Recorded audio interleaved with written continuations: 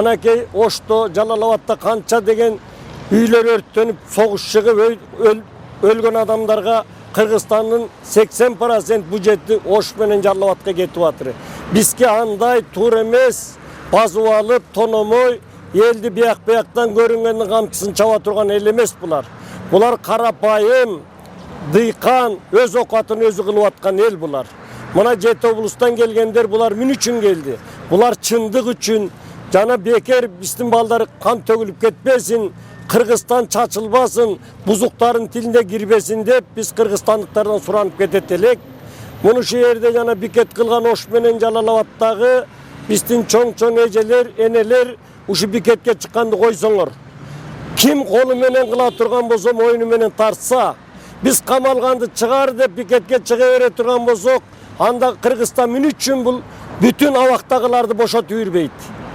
Ок аткандарды бошотуп атыры, ана мындайдан жеп ичкен миллионду жегендерди камабайт даган бир соткурда, бир тоогурдагандарды камайт. Биз менерде сотторго да сал нааразыбыз. Бу жерде нааразы кандай? Булар адилет болуш керек эле.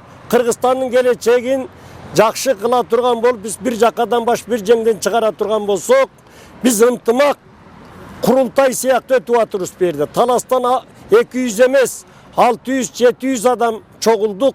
Жерде койсун биздин губернатордун туура эмес кылган мамилеси, булар ушакка кирип, ушунча элди манас ордого киргизбей, бу жерден биз ушундай чогулуш өтө турган жерлерге бут тоскон, мамындай биз бузук адамдарды биз Атамбаевка кайрылууга себебибиз ушулардын баарын түз кылып, элдин үнүн укса, Жети облустан келген адамды Атамбаев кабыл алса деп биз ушуга чогулуп отурбуз. Бу жерде биз уруш талаш кылбайлы, жанагы ар жерден бурч-бурчтан чыга калган бекетти токтотолу. Биз ушун үчүн ынтымак үчүн чогулган элбиз биз. Мен дагы ушул Токтобой аке айткандай эле, мен да Кыргызстан элин ынтымакка чакырып кетем. Себеби баягы себеби уруш жаңжал менен, пикет менен болгон нерселер биздин энелердин эле көз жашын төгүп коет экен. Карапайым эле элдин балдары түшүнбөй, ар кимге курал болуп, ар кимдин камчысын чаап, ар кимдин акчасына кызыгып, ушундай жолго барбасын, элибизде тынччылык болсун, мурдагы болгон кан төгүлөр кайталанбасын деген ниетте биз Жети областтан ынтымак жыйынын уюштуруп, талас жергесинде ошол нерсени өткөрүп келдик. Элдин тилеги ушу тынччылык болсо, ынтымак болсо, бардыгы жакшы болот. Биз ынтымак жол менен, тынчтык жол менен гана бул элдин көйгөйүн чечебиз. Жаман уруш, талаш, ар кимдин камчысын чаап, жеке адамдын кызыкчылыгын коргобойбуз биз. Ошо Жети Дубандан келген элдин бардыгы ошо жерде туруп сүйлөдү. Бардыгы өзүнүн каражаты менен, өздөрүнүн жол кирелери менен, өздөрүнүн чындап патриоттук жүрөгү менен келип ошо жерде энелер сүйлөдү, эжелер сүйлөдү, аталар сүйлөдү, жаштарыбыз сүйлөдү. Ушу биздин Кыргызстандын келечегин бузуп албайлы. Бүт башка мамлекеттерге да кайра уят боло бериштин кереги жок. Тынчтык жолунда бардык нерсени чечсе болот. Эл ынтымак болсо, ошо жерде ырыс кешик болот демекчимин мен.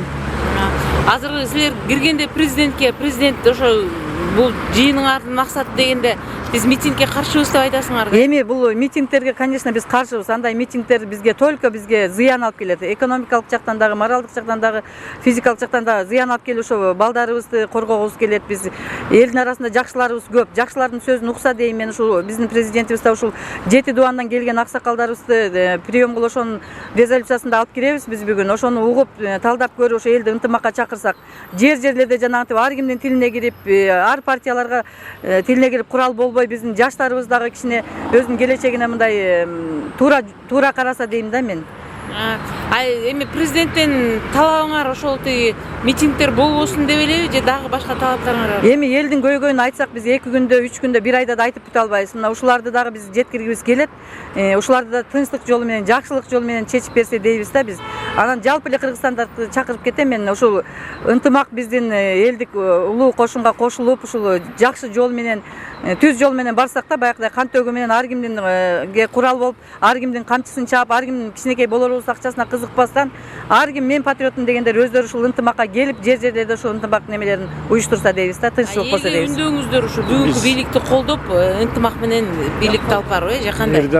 Эми бул жерде бийлик жөнүндө, башка жөнүндө кеп жок. Бул жерде просто баягы эми биз болбойт десек дагы мына газеталарга жазылып атат, 13-үндө келгиле андай менен ошол жерден эми жаман нерсе чыгып кетпесин деген ниет да биздечи.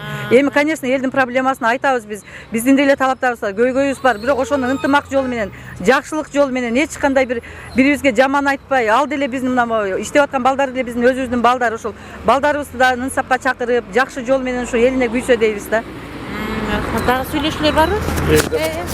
Жерибиз спикерди, премьер-министрди, жана Эзенбулардын баарын ушу министрлерди чакырса элдин ортосуна. Ошо министрлерге да кандай айта турган элдин арзарманы бар. Биз мисалы 7 облустан 10 кишини киргизсе, 7000 адам кирсе, мисалы ошол жерде ар бир келген областтан келгендер өзүнүн арманын айтат эле. Мисалы Атамбаевга бул сөздөр жетпей атыр. Спикерлерге жетпей атыр. Мунун орто жолду секретарь деген, помощник дегендер бар экен. Ушулардын баардыгы келип эле жолдон кыскартып коюп, буларды жок жаман деп, буларды жаман көрүшкөн жери, буларга жолуктургузу келбеген үчүн бардыгы бар, азыр ошентип мен чайчып келе жатам.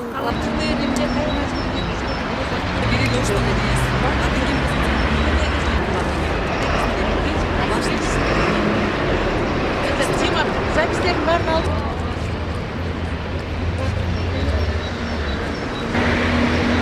Ар бирөө окулду, окуп атат.